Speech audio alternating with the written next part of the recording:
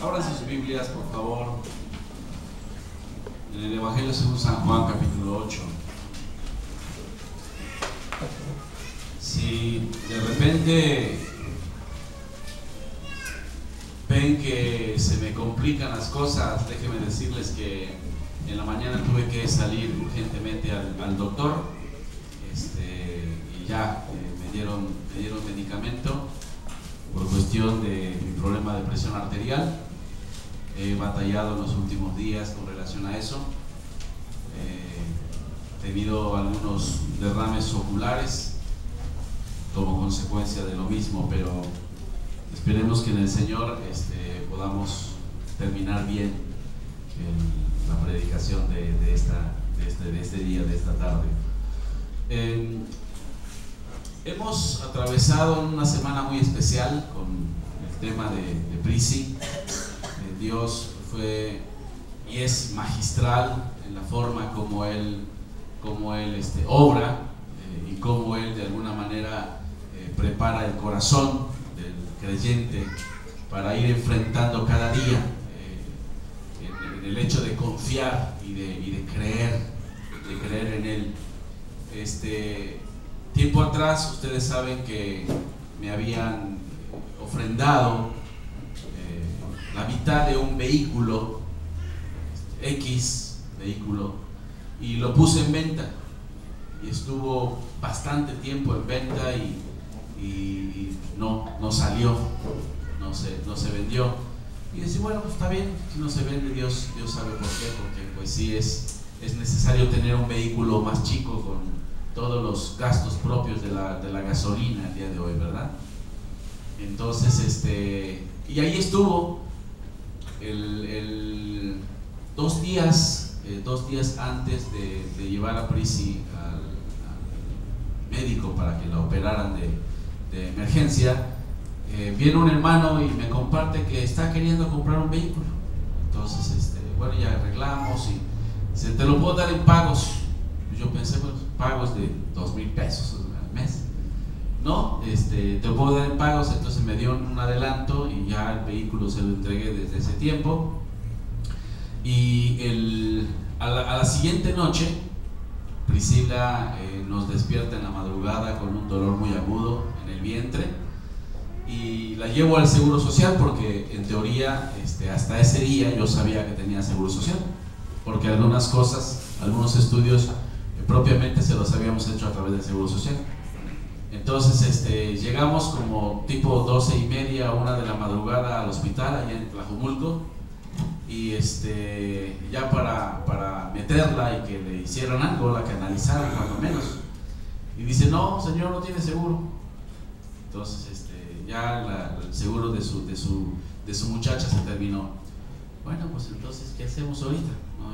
Y buscamos cerca de ahí una clínica pequeña, y ahí la canalizaron, le sacaron sangre y se le inyectaron en la canalización que tenía, y bueno, le aminoraron el dolor, no se lo quitaron del todo, y le dieron ciertos medicamentos.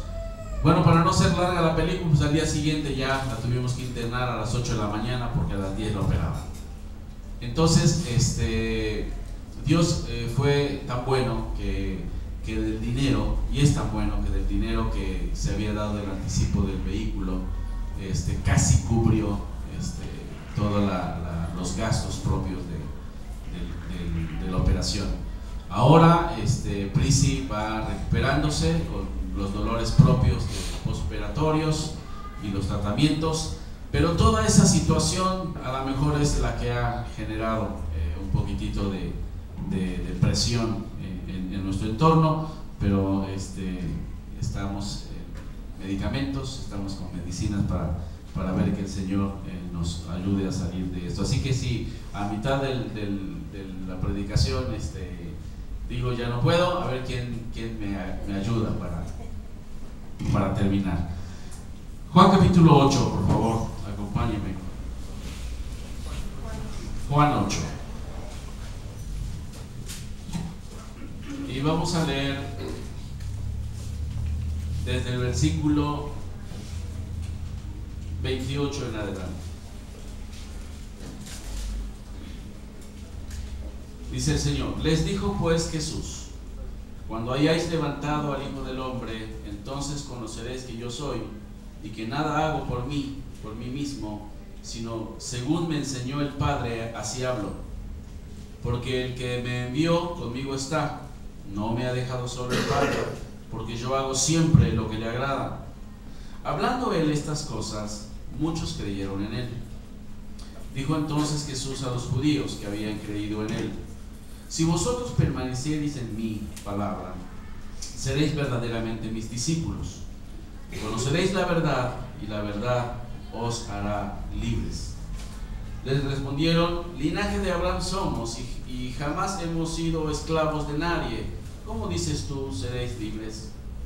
Jesús le respondió: de cierto os digo, que todo aquel que hace pecado, esclavo es del pecado. Y el esclavo no queda en casa para siempre, el Hijo sí queda para siempre. Así que si el Hijo os libertare, seréis verdaderamente libres. Vamos a ver. Bendito Señor, Dios bueno, Dios grande y fiel. Te agradecemos mucho el que nos permitas abrir tu palabra en esta tarde y poder reflexionar en ella. Rogamos que tu Espíritu use tu palabra para hablar a nuestro corazón. Suplicamos, Señor, que nos hables de tal forma que no haya ninguna duda en nuestra mente y en nuestro corazón con relación a qué somos y quiénes somos en ti. Suplicamos que nos ayudes a disfrutar el hecho de conocer tu verdad, conocer tu palabra, de conocer a Jesucristo en nuestro corazón, en nuestra vida, y de poder caminar disfrutando esa hermosa libertad que tenemos en ti. Te damos gracias en esta tarde por tu palabra, en el nombre del Señor Jesús. Amén. Yo pudiera preguntarles en esta mañana: ¿cree en el Señor Jesucristo? No si usted en algún momento creyó, si usted cree en Cristo, si está entendiendo plenamente lo que significa creer en Jesucristo. Porque aquí el Señor Jesucristo, después de un evento muy magistral, ¿se acuerdan del evento de la mujer agarrada en adulterio? El Señor llega a determinado lugar, se presenta una turba, traen junto con la turba a una mujer, lo presentan delante del Señor, y la idea era tomar a Jesús sorpresa, y tomar a Jesús diciendo algo que fuera suficiente para acusarlo. Si el Señor Jesús hubiera externado abiertamente y decir que en amor, ¿verdad? En amor habría que perdonar a la mujer, entonces él tendría algún inconveniente con la ley.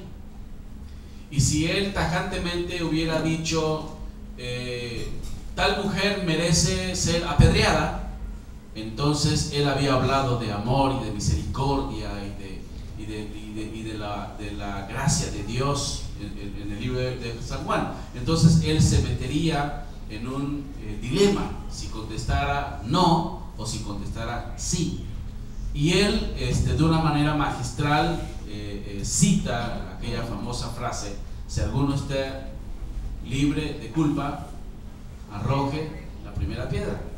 Y se fueron todos, dice la Biblia. Esa fue la primera escena, el primer encuentro que tuvo en ese capítulo 8 con estas personas, con aquellos judíos que querían atraparlo, querían agarrarlo en alguna contradicción o en algún problema en cuanto a la ley.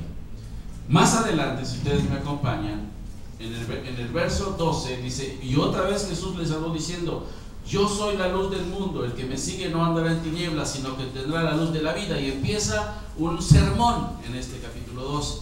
O sea, es la segunda vez que se refiere a ellos o que se dirige a ellos. Es decir, el Señor no descartó la oportunidad de poder comunicar, de poder compartir el mensaje de gracia, el mensaje de salvación, el mensaje de vida eterna. Termina esta escena. En el versículo 21 dice: otra vez les dijo Jesús: yo me voy y me buscaréis, y da otra explicación de un evento de su muerte y resurrección. Entonces, en 3 ocasiones el Señor Jesús se dirige a las mismas personas. ¿Cuántas ocasiones o cuántas oportunidades has tenido para comunicar el mensaje de la palabra de Dios, el mensaje del Evangelio a una persona? Y si esa persona no hizo caso o no conoció la gracia de Dios o no se convirtió al Señor, tú ya llega el momento en que dices, pues ya se lo dije una vez, ya se lo dije 2 veces. Si usted ha leído la vida de Jesucristo, el Señor Jesús continuamente, en los últimos meses de su ministerio, ¿verdad?, estaba siempre enfocado, compartiendo el plan eterno de la salvación en Jesucristo. Siempre. Hace rato decía mi hermano Efraín, yo les compartiré siempre el Evangelio. Y uno puede decir, pues compártelo afuera. No, hermanos, el Evangelio se comparte en todo momento, a los no creyentes y a los que nos decimos creyentes. Porque vamos a ver por qué. ¿Por qué es importante esto?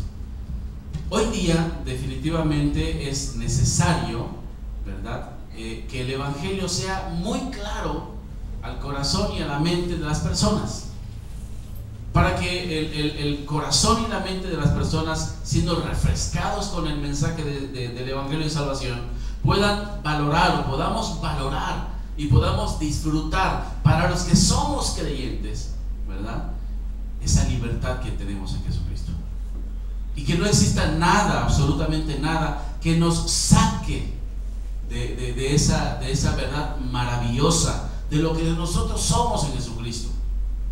Pero también pudiera ser de que quizás algunos de los que estamos aquí, que creamos ser y en realidad pudiéramos no ser. Entonces es importante tanto predicar el Evangelio afuera, predicar el Evangelio en todo momento, ¿verdad? ¿Cuántas veces usted le ha predicado el Evangelio a su hijo? ¿Cuántas veces su hijo manifestó haber recibido a Jesucristo o confiado en Jesucristo como su Salvador personal? Muchas veces. Mis hijos y fueron creciendo. Ahora entendí, ahora creí, y así fueron, y ahora creí. ¿Cuánto tiempo el Señor Jesucristo invirtió con sus discípulos? 3 años y medio. ¿Y usted ha leído el Evangelio según San Juan? ¿Se acuerda cuando el Señor Jesús, en el primer milagro de la conversión del agua en vino, ya sus discípulos estaban con él? ¿Se acuerda lo que dice la Escritura? ¿Quiénes creyeron en él? Sus discípulos. Y así va en el Evangelio según San Juan. Y sus discípulos creyeron en él. O cuando les dijo que él iba a morir y resucitar, que destruyan este templo y en 3 días lo levantará, ¿verdad? Los discípulos no entendieron nada, pero cuando resucitó, ¿qué dice? Entendieron.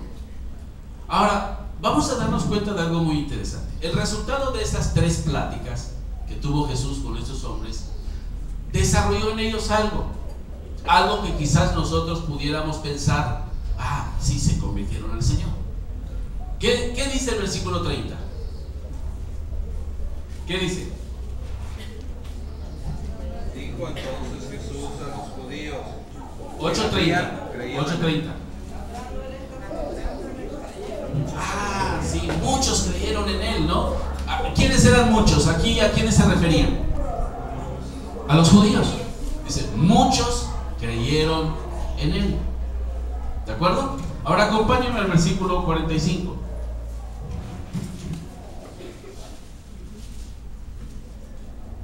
Capítulo 8, versículo, a ver,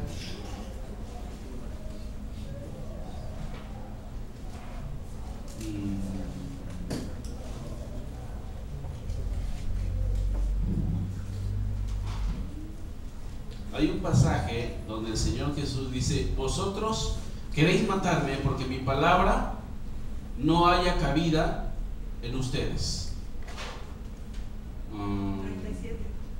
47. 37. Dice, si me acompañan: sé que soy descendiente de Abraham, pero procuráis matarme. ¿Por qué? Porque mi palabra no haya cabida en vosotros. Y al final de esta conversación, los mismos que habían dicho que creían, lo rechazaron. Y el Señor Jesús aquí en este capítulo quiere mostrarnos la importancia de ser en verdad hombres y mujeres que creemos, no que creímos, sino que creemos que Jesucristo es nuestro Salvador, Jesucristo es nuestro Señor. En primer lugar, ¿para quién es este mensaje? Porque ¿cuántas veces no hemos utilizado ese mensaje para hablar directamente a las personas que no se reúnen en las iglesias, a las personas que profesan otra fe, a las personas que son de X o cual religión, que están perdidos, y les compartimos este pasaje, ¿no es cierto? Y conoceréis la verdad, y la verdad os hará libres. Y el versículo 36, si el Hijo os libertare, seréis verdaderamente libres. ¿A quién le dijo Jesús esto? A aquellos en particular que habían dicho, o que se había dicho de ellos, que habían creído. Fíjense el versículo 31. Dijo Jesús a los judíos, ¿qué dice? Que habían creído.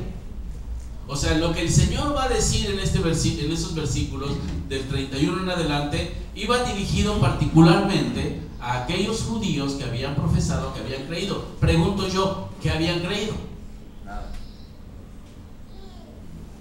Si ustedes se dan cuenta, lo que platican los versículos anteriores, habla en verdad de que él tenía las cartas credenciales del Mesías, de que Jesucristo era el Mesías, aquel profeta, aquel siervo de Dios que estaba profetizado en el Antiguo Testamento, que vendría, ¿verdad? Ellos entendieron perfectamente esto. Vayan conmigo a lo que dice, otra vez, versículo 21, otra vez les digo, yo me voy y me buscaréis, pero en vuestro pecado moriréis. A donde yo voy, vosotros no podéis venir. Decían entonces los judíos, ¿acaso se matará a sí mismo? Que dice, a donde yo voy, vosotros no podéis ir, no podéis venir. Y les dijo, vosotros sois de abajo, yo soy de arriba. Vosotros sois de este mundo, yo no soy de este mundo. Por eso os dije que moriréis en vuestros pecados, porque si no creéis que yo soy, en vuestros pecados moriréis. Entonces le dijeron, ¿tú quién eres? Entonces Jesús les dijo, lo que desde el principio les he dicho. Muchas cosas tengo que decir y juzgar de vosotros, pero el que me envió es verdadero, y lo que he oído de él, esto hablo al mundo. Pero no entendieron que les hablaba del Padre. Le dijo pues Jesús, cuando hayáis levantado al Hijo del Hombre, entonces conoceréis que yo soy, y que nada hago por mí mismo, sino que según me enseñó el Padre, así hablo, porque el que me envió conmigo está, y no me ha dejado solo el Padre, porque yo siempre hago lo que le agrada. Es decir, ellos, pues sí, tienen las cartas credenciales del Mesías. Sí, creemos que Él es el Mesías, pero su perspectiva de creencia era en cuestión situacional, en cuestión mental. No le producía absolutamente nada el entender y creer que Él era el Mesías. ¿Entienden? No pasaba nada. Creyeron lo que Él afirmaba, dijeron es verdad, lo que dice es cierto, pero no produjo nada en sus vidas, nada en sus corazones. Ahora, el Señor es tan bueno que quería llevarlos a discernir lo que para ellos era creer y darse cuenta que tenían un problema y que ese problema los tenía esclavizados y no les permitía ver más allá de las cuestiones de cartas credenciales de Jesús, de verlo en verdad como su Mesías, como su Cristo. Su mente de alguna manera estaba embotada. ¿Qué dice 2 de Corintios capítulo 4 versículo 4? ¿Se acuerdan? Porque si nuestro evangelio está encubierto, ¿qué dice? Entre los que se pierden está encubierto, entre los cuales el Dios de este siglo, ¿qué dice? Cegó su entendimiento, para que no les resplandezca la luz del evangelio del Señor Jesucristo. Es decir, cuestiones intelectuales lo podían entender, cuestiones circunstanciales relacionadas con la persona de Jesús lo podían entender, pero eso no les decía nada a ellos, no producía absolutamente nada en su interior, en su percepción de una entrega y confianza en el Mesías como su Mesías, como su Salvador, como su Cristo. Entonces eso les generaba a ellos pues una diferencia bien marcada entre el que cree para vida eterna y el que cree desde el punto de vista netamente intelectual. ¿Se da cuenta? Ese era el problema de estas personas. Ahora, estas personas tenían algunos prejuicios bien marcados en los cuales vivían, convivían y se relacionaban. El Señor, cuando les dice que deberían conocer la verdad y la verdad los haría libres, ellos apelan, rezongan y dicen: nosotros nunca hemos sido ¿qué? Esclavos. Hermanos, ¿era verdad esa afirmación? Eran esclavos de alguna forma de Roma. Ahora, habían sido esclavos de Egipto, habían sido esclavos de Babilonia, y ahora eran esclavos de Roma. Y ellos decían: no hemos sido esclavos. Su percepción de la realidad estaba tan ensimismada en ellos que no les permitía mirar su situación y la necesidad de un Mesías. Ahora, más importante que eso, más que una esclavitud social o política, ¿verdad? Ellos tenían un problema mucho más serio. ¿Eran esclavos de qué? Del pecado. Y por eso el Señor dice: el que hace pecado, esclavo es del pecado. Ellos estaban caminando en incredulidad, en ignorancia de Dios, y esa incredulidad e ignorancia les hacía caminar en pecado. Y no lo percibían, no creían que eso fuera real en su propia vida. Así que el Señor se dirige a ellos en particular. Ahora, ¿qué es lo que el Señor les dice? ¿Qué es lo que el Señor los conforta? ¿A qué los apela? Si en verdad ellos dicen que creen, ¿a qué los apeló? Si yo le pregunto en esta mañana: ¿usted tiene vida eterna? ¿Usted tiene perdón de sus pecados? Y yo le pregunto: ¿por qué?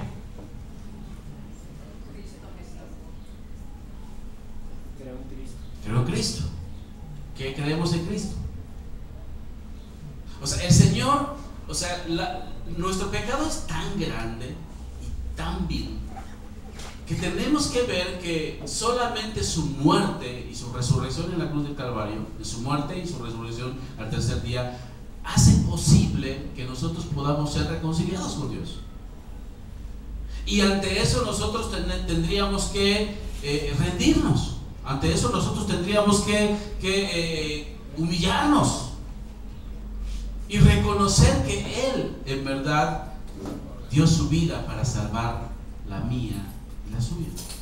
Ahora, ¿a qué los exhorta el Señor? Fíjense lo que dice el versículo 31. Si vosotros, ¿qué dice? Permaneciereis en mí. ¿Sabe usted que el apóstol Juan es el maestro de esta palabra? Él utiliza esta palabra muchísimo más que cualquiera de los otros escritores bíblicos, y lo utiliza tantas veces en este evangelio, y también en su carta, en su primera, segunda y tercera carta. Él utiliza mucho esta palabra permanecer. ¿Cómo podemos nosotros ver que una persona en verdad es discípulo de Cristo?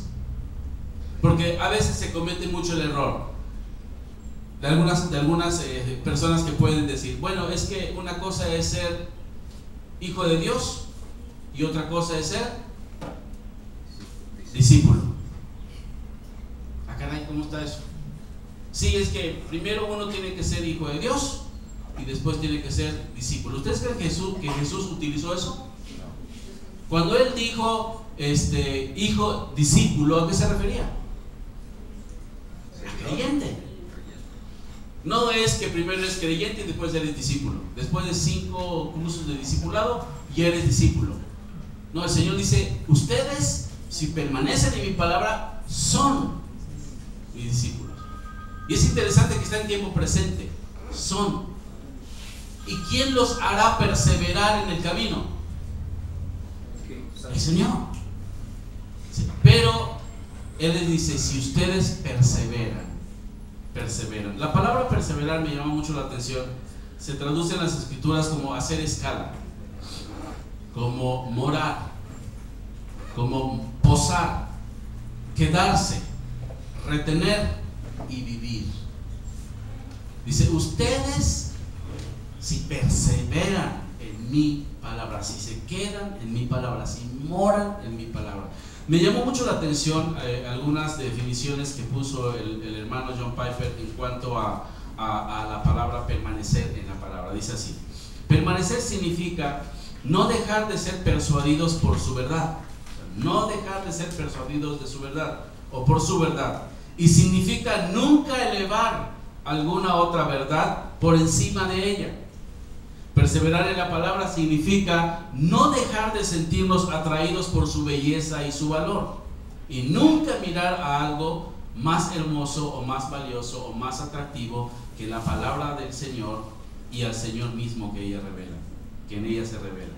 Significa nunca dejar de descansar en su gracia y poder, y nunca alejarnos como si en otro lugar pudiera encontrarse una paz mayor. Perseverar en la palabra significa nunca dejar de comer y beber la palabra como el pan del cielo y el agua viva, como si la vida pudiera encontrarse en otro lugar. Permanecer en la palabra significa nunca dejar de caminar en la luz de la palabra, como si otra luz pudiera mostrar los secretos de la vida. ¿Se da cuenta que la idea de permanecer tiene que ver con la palabra de Dios? O la escritura dice perseverar en ir al culto. ¿Eso dice? Perseverar en portarse bien. Dice perseverar ¿en dónde? En la palabra. ¿Cuál es nuestra actitud con la palabra? ¿Qué es lo que la palabra produce o yo busco en ella? Una de las cosas cuando compartió Martín hace rato era que ahora que él entendió que el Señor le hizo reflexionar sobre lo que él estaba haciendo, ¿a dónde fue guiado su corazón nuevamente? A la palabra. No solamente dijo, bueno, pues voy a portarme bien con mi mamá, o voy a portarme bien con mis vecinos, o voy a ir al culto el domingo en la iglesia. Su corazón fue guiado nuevamente ¿a dónde? A la palabra de Dios.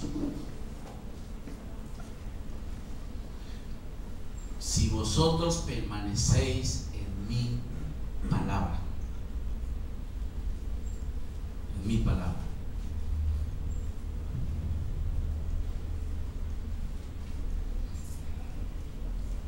Acompáñeme por favor a buscar en el capítulo 8, versículo 12, algo interesante.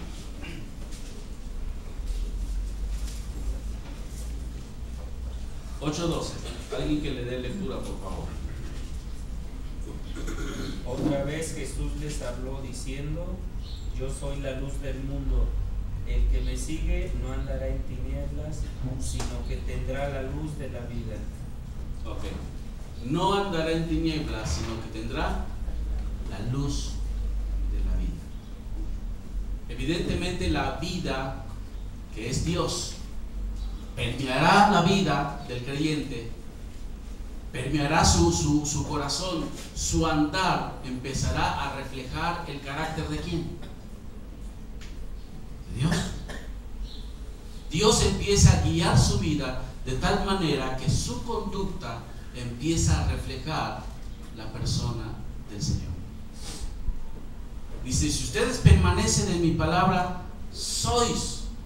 Aunque la Reina Valera dice seréis, dice sois mis discípulos. Si yo vengo y le digo, hace 30 años yo recibí al Señor Jesucristo, gracias hermano, yo acepté al Señor Jesucristo en mi vida, pero usted me ve teniendo un desorden en mi andar, un desorden en mi conducta, un desorden en mi relación familiar, matrimonial, con personas, un desorden. Pero si yo le digo un día yo hice una oración y recibí a Cristo, y 30 años han pasado y mi vida sigue en desorden, ¿qué pasó?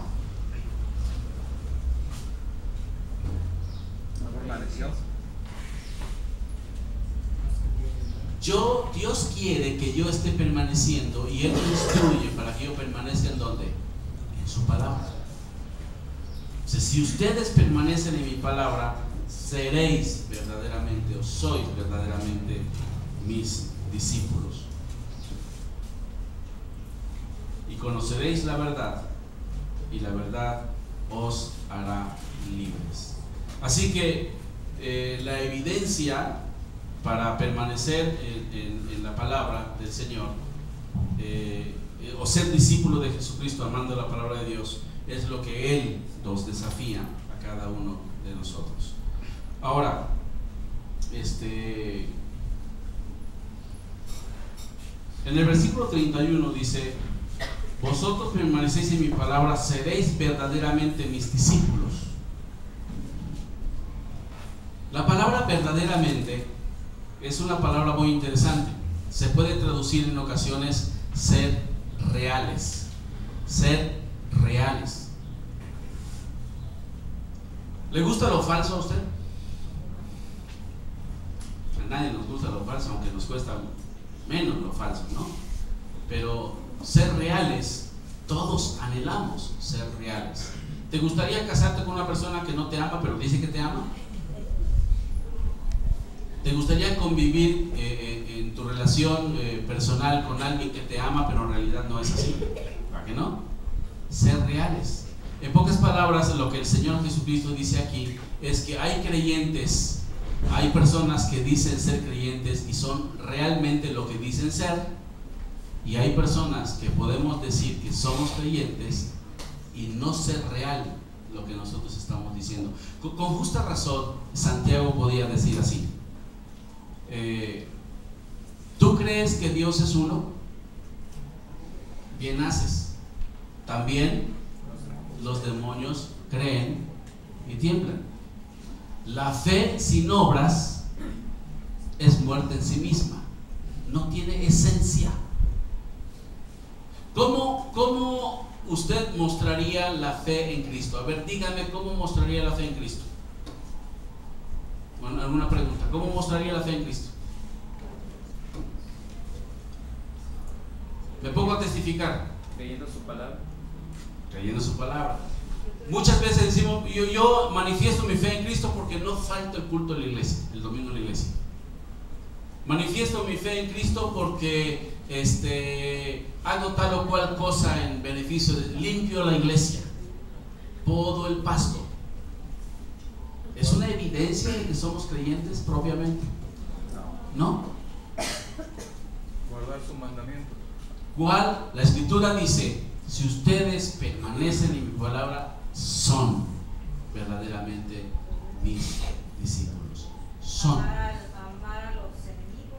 Amar, el amor a Dios, el amor a su palabra, el amor entre los hermanos, el amor al perdido, el fruto del Espíritu que se reproduce y se refleja en mi vida y en su vida, manifiestan en verdad. Cuando es el fruto del Espíritu, manifiesta entonces el corazón de Dios. Así que ustedes son mis discípulos si dice: y conoceréis la verdad, y la verdad es la verdad. Yo les hago una pregunta: ¿qué es la verdad? ¿Se acuerdan que esa pregunta la hizo Pilato al Señor Jesús? ¿Qué es la verdad? ¿Qué es la verdad? ¿Qué quiso decir Jesús? Dice: conoceréis la verdad. Es interesante. Dios en esencia es verdad. El Evangelio según San Juan capítulo 17 versículo 17 dice: santifícalos en tu palabra, porque tu palabra es verdad. Y Juan 14, 6, el verso más conocido del capítulo 14, dice: yo soy el camino y la verdad. O sea, conocer la verdad es conocer directamente a la persona de quién, de Dios. ¿Y dónde podemos conocer a la persona de Dios? A través de su palabra. Y más adelante dice el versículo 36: y si el Hijo os libertare, seréis verdaderamente libres. Dios es la verdad, Cristo es la verdad, su palabra es la verdad.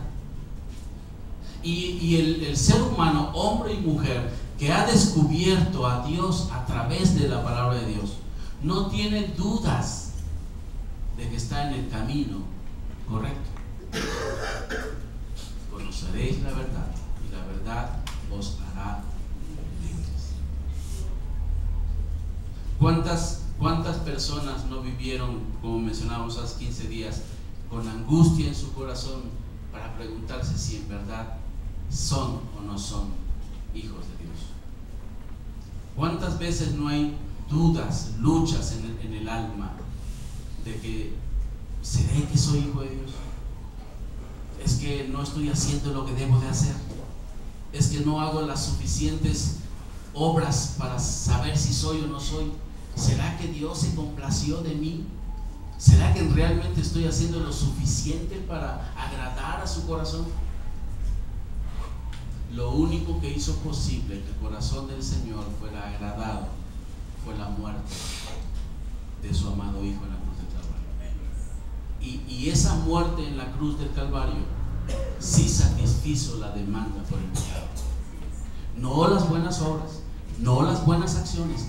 Dios no nos llama a fe más obras. Dios no quiere eso. Él quiere que nosotros confiemos y nos abandonemos completamente a la persona del Señor Jesucristo y podamos decir: Señor, aquí estoy tal cual estoy, con todas mis cargas, como yo estoy. Creo que tú eres el Cristo, creo que tú eres el Hijo de Dios, creo que tú eres la propiciación, como dijo aquel hombre que estaba ahí afuera, mientras el fariseo se paraba y decía: Señor, yo te doy gracias por ser quien soy. Yo te doy gracias porque yo no soy como ese publicano que está allí. Yo diezmo, yo me porto bien, yo ayudo, yo ayuno, yo esto, yo lo otro. Gracias porque no soy así. Y él en el fondo, escondido, se daba golpes en el pecho y decía: Señor, sé propicio a mi pecador. ¿Qué significa ser propicio? Sé propicio a mi pecador. Acordémonos que estaba un arca, del arca de la propiciación. Y en el arca de la propiciación, una vez al año los sacerdotes entraban con un animal y con la sangre del animal rociaban el altar de la proposición. Y la demanda por el pecado por un año quedaban completamente satisfechas por la sangre del Cordero. Y ahí en la propiciación, en el arca de la propiciación, en donde se demandaba algo por el pecado, juicio por el pecado, al ser derramada la sangre, la demanda de ese pecado quedaba completamente satisfecha. Esa es la idea de la propiciación. Lo que ese hombre decía: Señor, yo no merezco nada de ti. Mi suficiencia es total insuficiencia. Mis méritos son nada delante de ti. Pero yo confío que tú puedes por ti mismo hacer que mi pecado quede completamente pagado.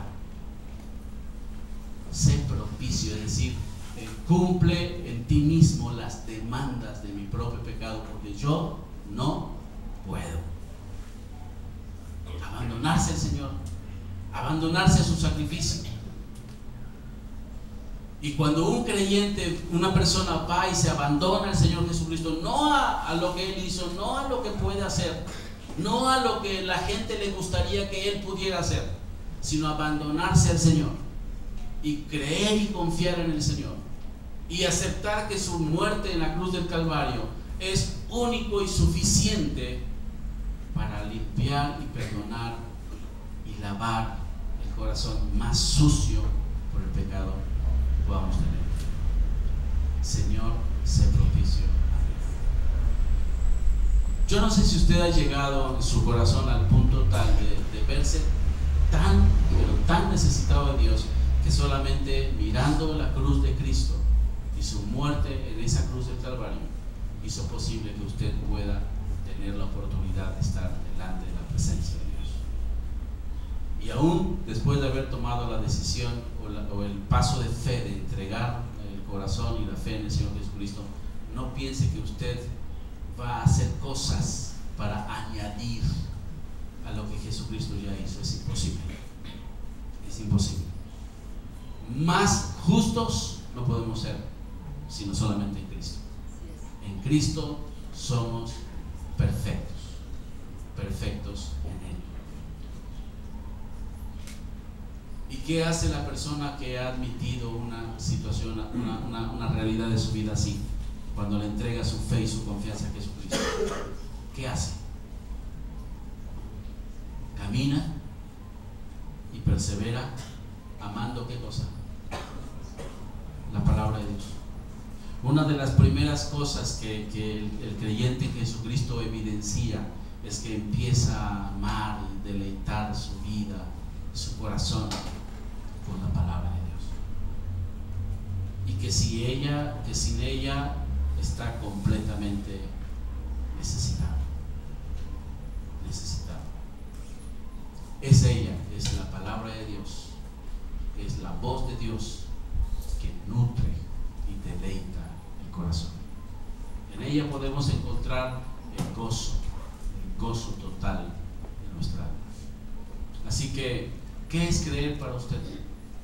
¿Es creer en sí mismo, en su propia percepción de fe? ¿O es abandonarse completamente a Dios, a su palabra, y descansar totalmente en ella?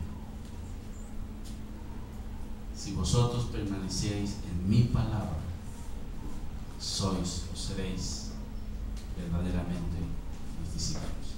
Y conocerás la verdad, y la verdad te hará libre. Se dice de personas que han estado esclavos, no me acuerdo exactamente cómo fue o cómo es, si fue cuando en la guerra de la independencia en los Estados Unidos, o no me acuerdo dónde fue, que los esclavos, una vez siendo libertados, teniendo libertad, ya no sabían qué hacer, y volvían otra vez con sus amos a decirle, pues ¿qué hago ahorita? ¿Usted cree que el Señor le va a libertar y le va a dejar así? Si el Señor nos liberta, nos muestra en su palabra las cosas que vienen para la vida cristiana. Si uno es creyente, puede gozarse en esta realidad, y si uno no es creyente, puede decir: Señor, ¿qué me quieres decir en esta mañana? En esta tarde, vamos a inclinarnos en rostros y vamos a orar. Querido Señor, tú eres nada más quien llena y satisface el alma.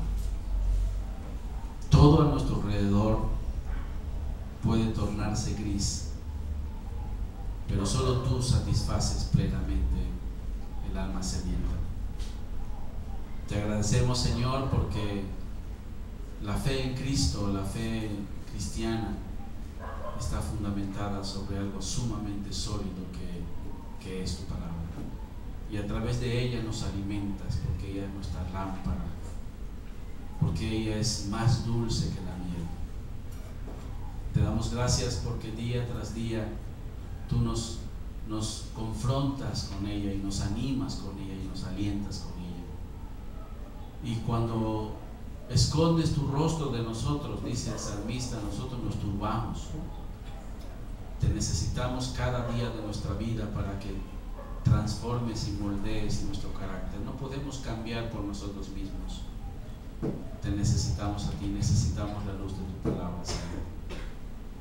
Guíanos, alúzanos, alúmbranos, alimentanos, sosténnos, ordena nuestros pasos en tu palabra.